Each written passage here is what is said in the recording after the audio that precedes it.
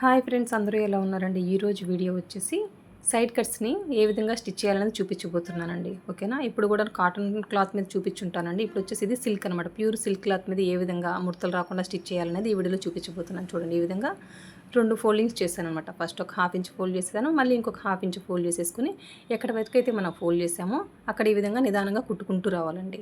ఓకేనా? ఫస్ట్ వేసే కుట్టు వచ్చేసి ఎక్కడికైతే ఫోల్డ్ చేసామో అక్కడ కుట్టుబడాలండి, చివరిన కుట్టు వేయకూడదు. ఓకేనా? ఇవి మెయిన్ టిప్స్ అనమాట. ఇదే మాదిరిగా మీరు కనుక ఈ టిప్స్ ఫాలో అయ్యి స్టిచ్ చేస్తారనుకోండి, సైడ్ కట్స్ ముడతలు రావు, పర్ఫెక్ట్గా ఉంటుంది అనమాట. అది క్రేప్ అయినా సిల్క్ అయినా ఏదైనా కూడాను. ఓకేనండి? ఇది వచ్చేసి చెప్పాను కదా, ప్యూర్ సిల్క్ క్లాత్ అనమాట. ఓకేనా? మీకు అర్థం అవ్వడం కోసం నేను సిల్క్ క్లాత్ మీద చూపిస్తున్నానండి. ఇంకా ఇక్కడి వరకు స్టిచ్ చేసిన తర్వాత గమనించండి, ఇక్కడ వచ్చేసి సూది దింపి మనం ఏ విధంగా ఫోల్డ్ చేయాలి అంటే సైడ్ వచ్చేసి ముడత రాకుండా ఉండాలంటే మెయిన్ టిప్ ఇక్కడే ఉంటుందండి. చూడండి, ఇక్కడి వరకు గమనించండి, కింద వైపున క్లాత్ లూజ్ లేకుండా ఉండాలి.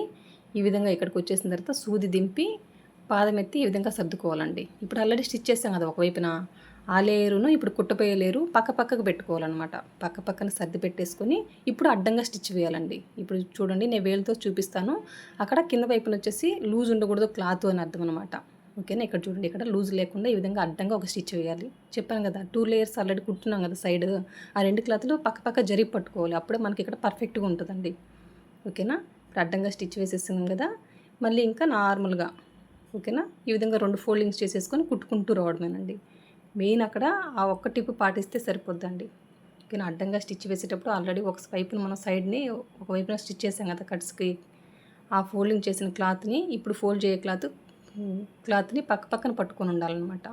ఆ విధంగా పట్టుకున్నప్పుడు మనకి సైడ్ వచ్చేసి పర్ఫెక్ట్గా ఉంటుందండి.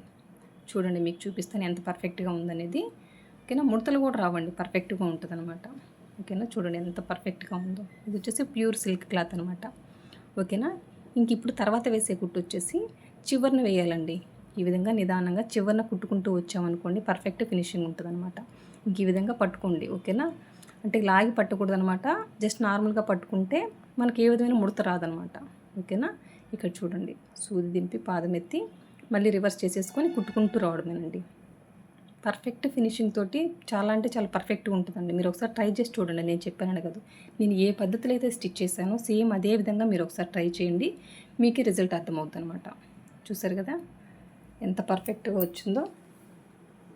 చూడండి, చాలా అంటే చాలా సింపుల్, పర్ఫెక్ట్గా ఉంటుందండి. నేనైతే స్టార్టింగ్లో చాలా ఇబ్బంది పడ్డాను. మీకు ఈ టిప్ యూజ్ అవుతుందనే నేను స్పెషల్గా అదో పనిగా చెప్తున్నానండి. Thank you for watching. Bye.